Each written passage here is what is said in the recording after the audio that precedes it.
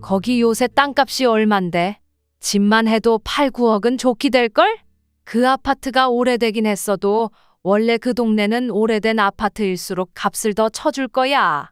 거기다 그 임대인지 뭔지 그 회사 자산까지 하면 아유, 그게 다 내 며느리 거란 말이지.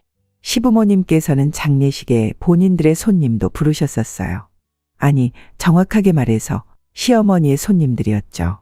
시어머니야 워낙 여기저기 나가는 모임이 많은 만큼 아는 사람들도 많기도 하고 또 원래 장례식은 사람이 많이 오고 소란스러운 만큼 좋다고 하잖아요. 저는 그런 의미에서 시어머니께서 본인 손님들과 함께 오신 줄 알았습니다. 근데 손님들 식탁에 음식을 나를 때 들었어요.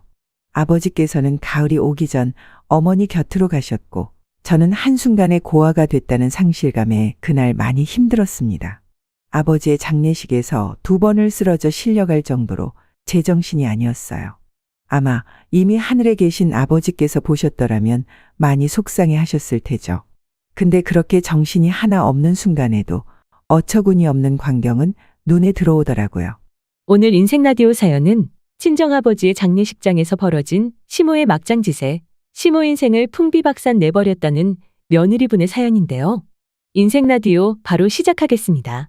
사연을 듣기 전 사연의 빠르기 조절이 필요하시다면 유튜브 영상 오른쪽 상단 톱니바퀴를 통해 조절하실 수 있으니 참고 부탁드립니다. 아버지께서는 저희가 결혼을 하고 6년이 지났을 때 최장암 판정을 받으셨는데 그동안 저와 남편 그리고 제 동생과 올케가 돌아가면서 아버지의 곁을 지켰죠. 평생을 늘 강하고 흔들림 없이 살아온 아버지는 온몸을 울리는 고통스러운 항암 치료 앞에서도 흔들리지 않으셨어요.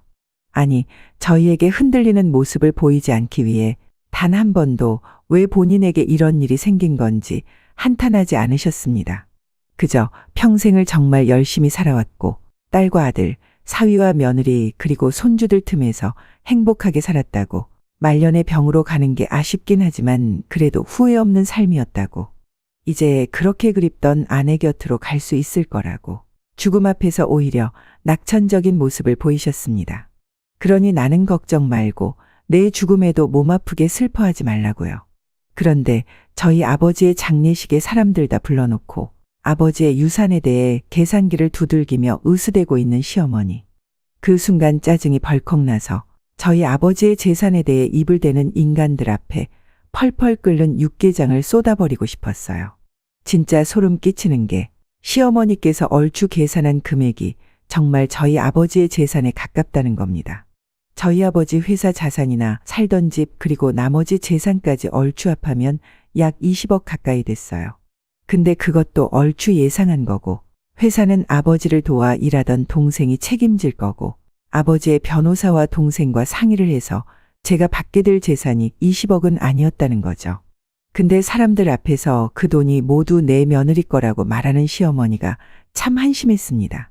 나중에 남편이 다가가서 시어머니께 장례식장에서 돈 얘기하지 말라는 핀잔을 듣고 멈췄지만 시어머니께서 계속 말을 했다면 아버지 장례식장에서 추태를 보일 뻔했네요.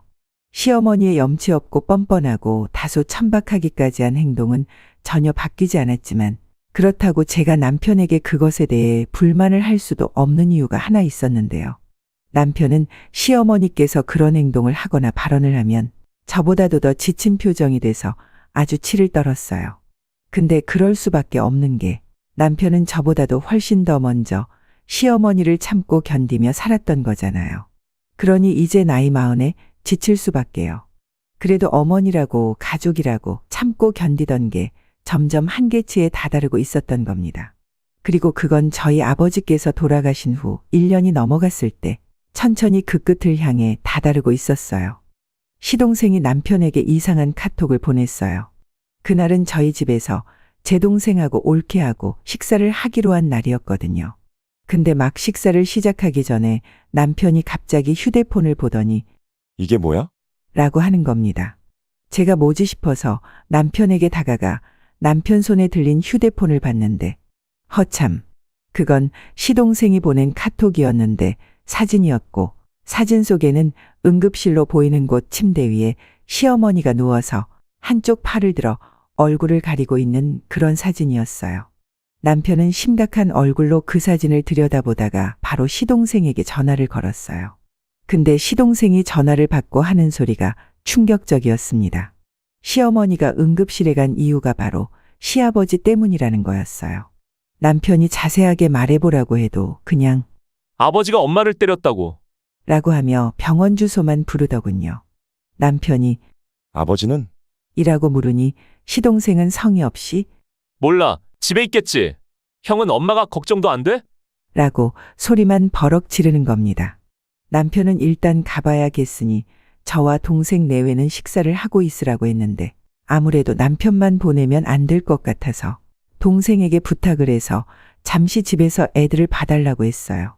차를 타고 출발했는데 남편이 차를 몰고 간 곳은 시어머니가 계신 병원이 아니라 시아버지가 계신 시댁이었어요. 그리고 아무도 없는 것처럼 현관문 밖부터 정막만이 감도는 집 안으로 들어갔을 때 집안은 혼동 그 자체였습니다. 바닥에는 뒤집어진 슬리퍼에 책, 리모컨, 드라이기, 빛 등이 깨진 유리와 함께 퍼트려져 있었고 또 종이 수십 장이 떨어져 있었어요. 근데 자세히 봤더니 그건 종이가 아니라 사진이었어요. 그리고 그 혼란의 가운데 바닥에 주저앉아 고개를 무릎 사이 파묻고 있는 시아버지가 보였고요. 저와 남편은 천천히 그 난장판을 발로 헤치고 가 시아버지께 다가갔죠. 그리고 저희를 발견한 시아버지는 아직도 핏발을 세운 눈을 단 한 번도 깜빡이지 않고 말씀하셨습니다. 윤호야, 네 애미, 네 엄마 강미숙이 바람을 피우셨댄다. 그것도 같은 모임에 있는 유부남이랑 2달만 더 있으면 1년이나 만났다고. 그 바람난 남자 여편 내가 와서 나한테 그러더라. 여편 내 간수를 얼마나 못했으면 유부남을 꼬연해 만나냐고. 어떻게 책임질 거냐고. 정말 사람이 어떻게 이러냐. 사람이 어떻게 이런 짓을 또 저지를 수 있어. 여러분은 이게 바로 이해가 가시나요?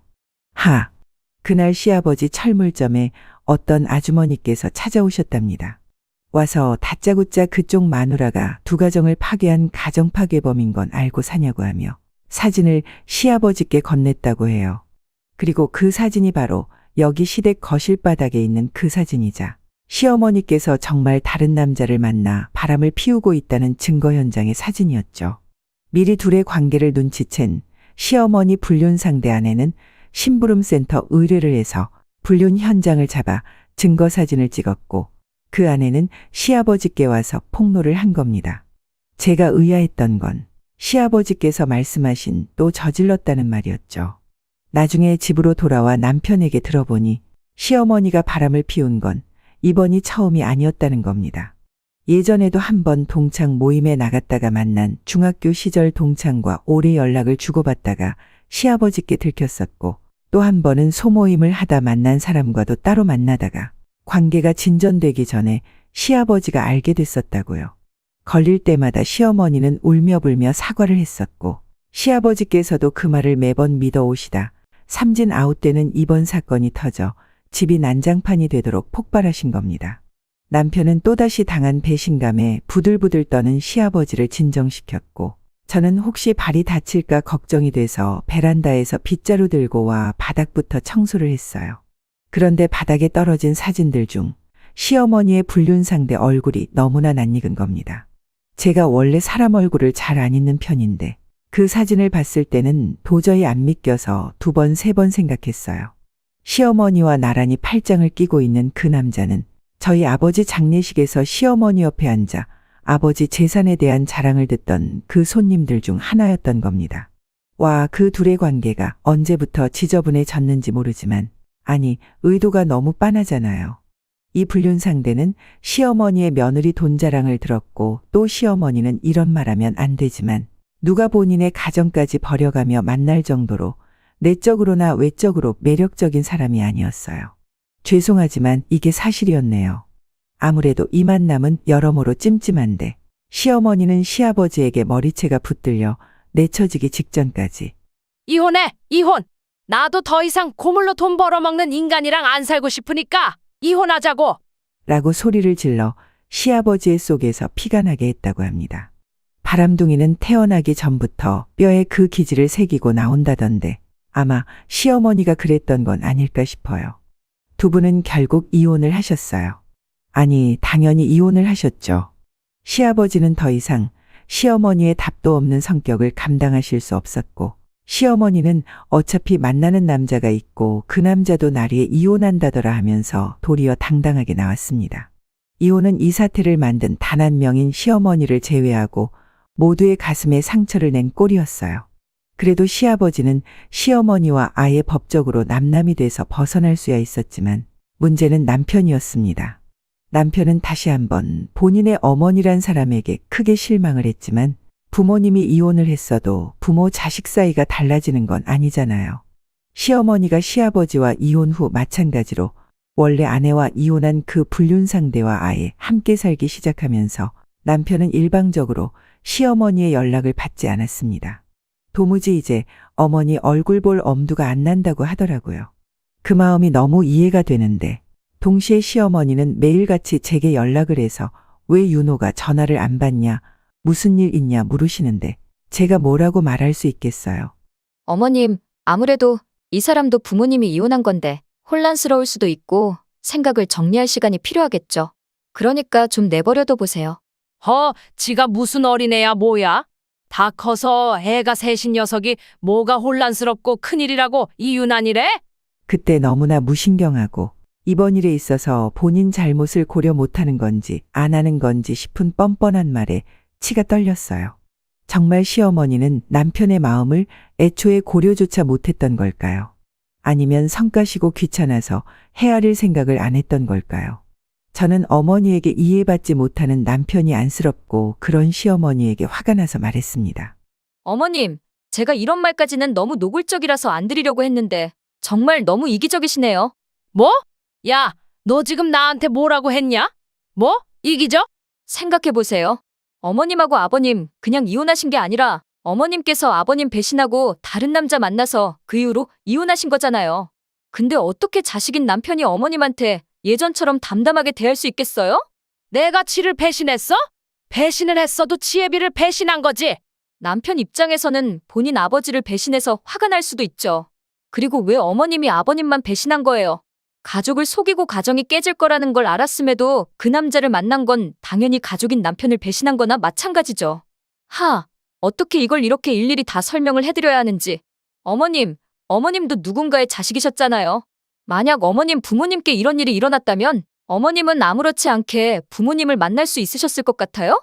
어머님이 잘못을 하셨으면 주변 사람들을 원래 모습으로 돌아오라고 닥달할 게 아니라 좀 기다릴 줄도 아셔야 해요.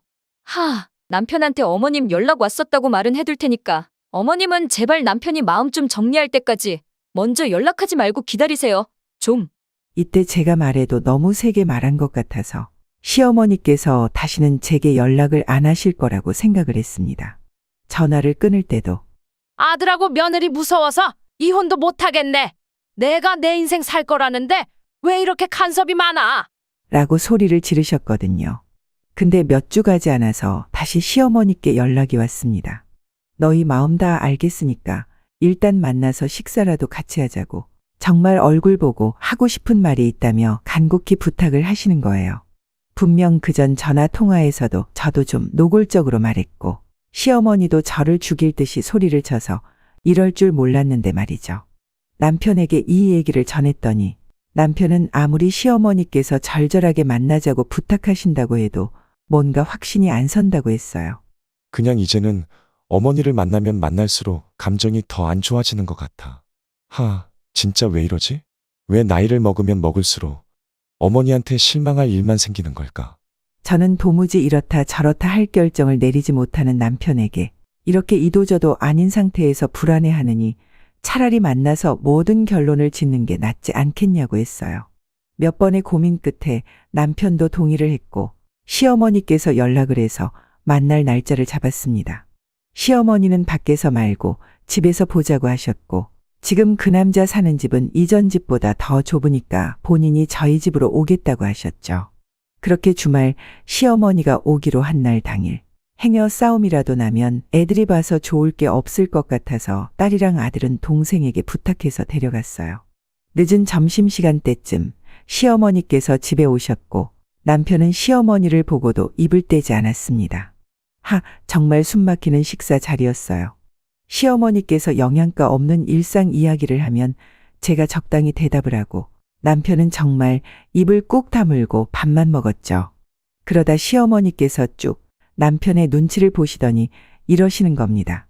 윤호야, 이 엄마가 많이 밉지? 원망스럽고. 그래, 이제는 나도 너가 그렇게 생각할 수 있다는 거 알아. 하지만 엄마도 원하는 대로 좀 하고 살아야지.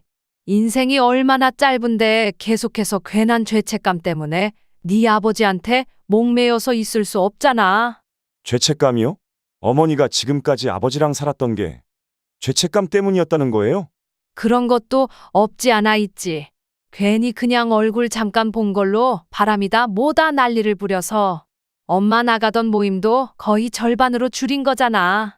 그 정도면 나도 미안하다는 마음을 네 아버지한테 증명한 거지. 줄여도 폈잖아요, 바람. 모임을 절반으로 줄였든 아예 안 나가든 어머니가 아버지 두고 바람 피웠다는 사실은 안 변하잖아요. 그래, 폈다 폈어. 근데 언제까지 그럴래? 이 엄마가 미안하다잖아. 너 알아둬야 하는 게 있는데 변하지 않는 건 또 있다. 내가 바람을 피웠든 네 아버지랑 이혼을 했든 나는 네 엄마고 희서 제 시어머니야. 그러니까 너희도 언젠가는 가족인 나를 있는 그대로 받아들여야지. 안 그러니? 말만 미안이라는 말을 한다고 사과를 하는 게 아닌데 시어머니는 그 차이를 전혀 모르시나 봅니다. 저와 남편 둘 다 사과하는 사람의 태도가 전혀 아닌 시어머니를 보며 아무 말도 못하고 있었는데 시어머니께서는 들고 있던 젓가락을 갑자기 탁 놓더니 다시 입을 여셨어요. 가족 얘기가 나와서 말인데 내가 진짜 너희에게 하고 싶었던 말은 엄마 그 사람이랑 재혼하려고. 재혼이요? 그래. 뭐 이제 또 무슨 자랑이라고 크게 할 생각은 없고 조촐하게 가족들끼리만 재혼식 하면 어떨까 해. 날짜는 일단 4월 중순으로 보고 있는데.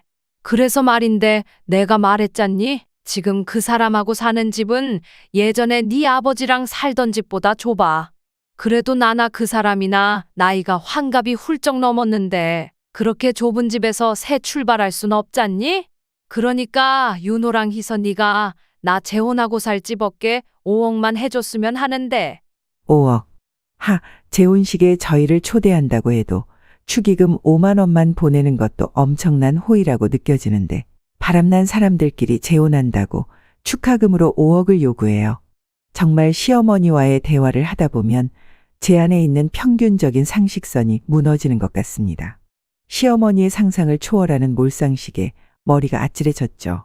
그때 저나 남편이 뭐라 반문을 하기도 전에 시어머니께서 급하게 이런 말을 덧붙였습니다. 희서 너 네 아버지한테 받은 유산 많잖아. 너 받은 거에서 조금만 나한테 떼어줘도 티도 안 날 것 같은데 너희는 내가 실수 좀 했다고 평생 그 좁은 집에서 불행하게 살아야겠니? 어머님, 예전부터 대체 어디서 뭘 듣고 그런 착각을 하시는지 모르겠는데요. 아버지한테 받은 유산 다 제 거 아니에요. 일단 회사는 지금 동생이 도맡아서 기존 직원들이랑 경영하고 있고요. 정리해서 현금화할 생각도 없어요.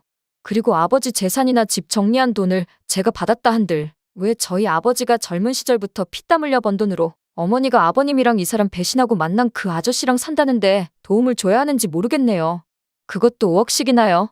얘 말 웃기게 하네. 그래서 너랑 피 하나 안 섞인 네 시아버지 편을 들겠다고? 돈 이용해서 벌을 주겠다는 거니 지금? 제가 어머니께 벌을 왜 줘요? 벌을 준다는 게 아니라 상을 안 주는 거라고 생각하세요. 어머니 원래 처음부터 저희 아버지 유산이나 제 돈에 집은 없으셨어요. 왜 그 돈을 당연히 받는다는 어머님의 상상을 현실처럼 느끼세요? 네가 갑자기 이렇게 나오면 내가 뭐가 돼? 너 잘 키운 내 아들 데려갈 때는 좋고 시어머니고 아니면 시어머니도 아니라 이거야. 제발 좀 그만하세요.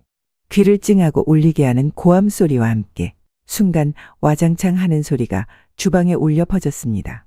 하고 싶은 말을 삼키고 삼키다 끝내 폭발을 한 남편이 식탁 위에 있던 김치찌개 뚝배기며 계란말이며 오리고기 각종 반찬이 담긴 그릇을 두 팔로 완전히 밀어 넘어뜨리면서 난 소리였죠.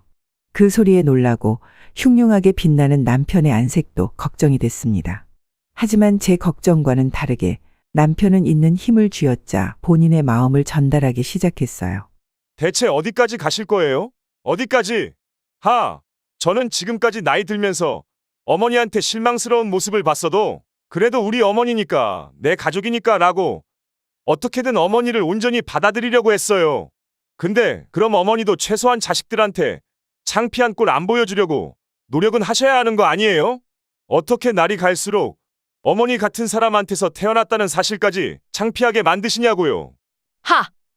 뭐라고? 윤호 너 정말. 어머니, 저는 이제 더 이상 못하겠어요. 더 이상 어머니를 원망하고 싶지도 않고 미워하고 싶지도 않고 희망도 갖고 싶지 않아요. 그러니까 이걸로 끝내요. 어머니는 우리 버리고 같이 사는 그 남자랑 알아서 행복하게 살든 말든 하세요. 저도 어머니가 떠난 제 가족이랑 알아서 잘 살 테니까 이제 좀 서로 알아서 살아요. 좀 제발. 당신 같은 사람에게서 태어났다는 사실까지 창피하게 만들지 마라. 부모 입장에서 이런 말보다 더 듣고 싶지 않은 말이 또 있을까요? 남편에게서 저 말과 함께 아예 연을 끊자는 말을 들은 시어머니는 꽤나 큰 충격을 받은 것 같았어요. 연신말을 더듬으며 어떻게 그러냐, 이게 그렇게 홧김에 저지를 일이냐고, 너 너무 흥분해서 지금 마음에도 없는 이야기하는 거라고 다음에 다시 이야기하자고 했지만 남편은 단호하게 고개를 저으며 다음은 평생 오지 않을 거라고 했습니다. 그렇게 남편은 완전히 마음을 굳혀 줄곧 본인을 괴롭게 하는 인연의 고리를 끊어냈어요. 그 후로 몇 번은 시동생에게 연락이 왔었어요. 대체 엄마랑 형이랑 무슨 일이 있던 거냐고 하면서 남편에게 엄마한테 그렇게까지 해야 했냐고 따지고 들더군요. 그래서 남편은 나도 너한테 어머니와 관계에 대해 강요하지 않을 거니까 너도 주제넘게 간섭하지 말라고. 나는 너가 그렇게 너나 어머니 입장만 강요하면 너도 안 보고 살 생각이라고 말했어요. 남편이 한 번 선을 긋고 나니 다시 이야기를 하지 않았지만 시동생은 그 후로도 지금까지 시어머니와 연락을 하는 것 같더라고요.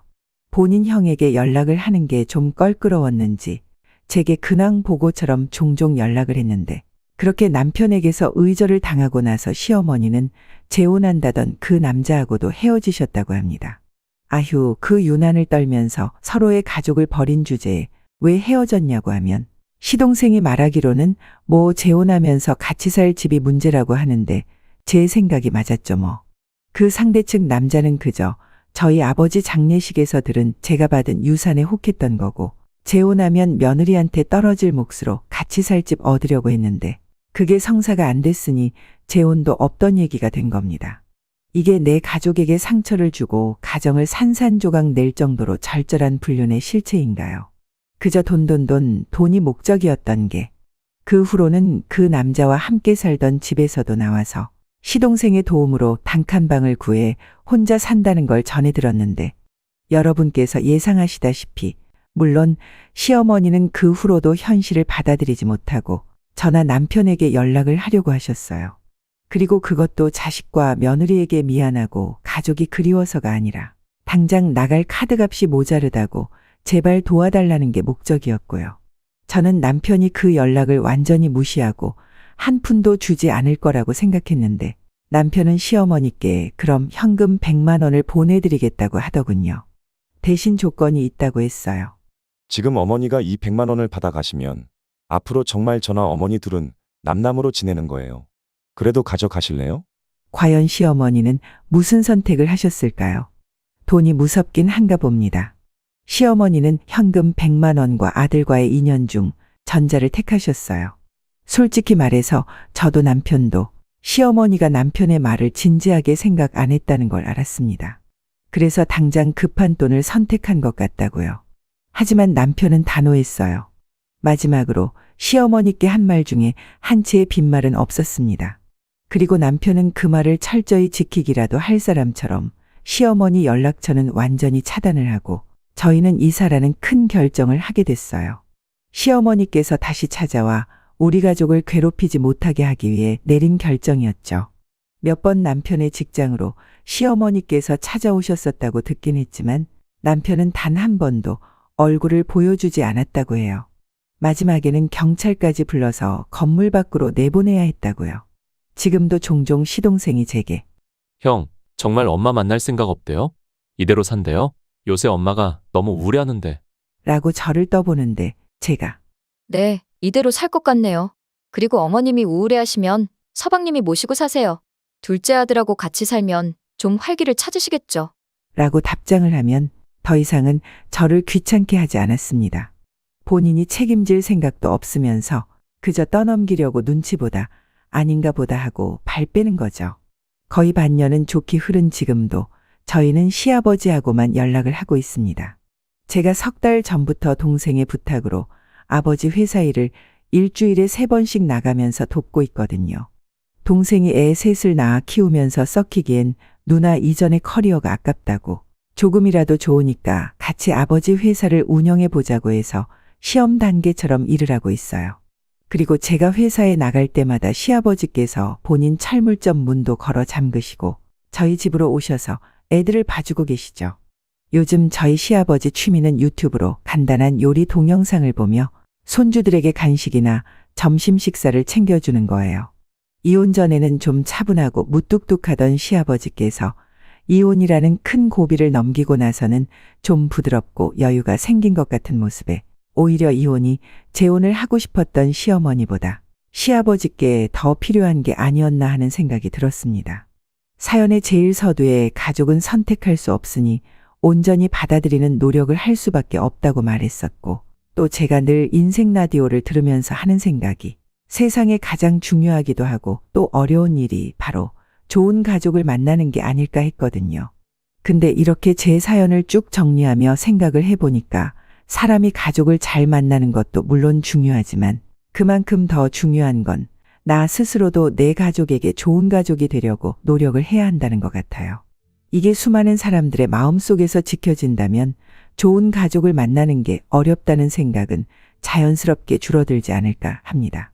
이번 주부터는 다시 기온이 많이 내려간다고 하는데 전국에 계신 구독자 여러분께서 어디 계시든 건강 챙기셔서 건강한 겨울 보내시길 바랍니다. 오늘도 인생 라디오 함께 해주셔서 감사드립니다. 안녕히 계세요.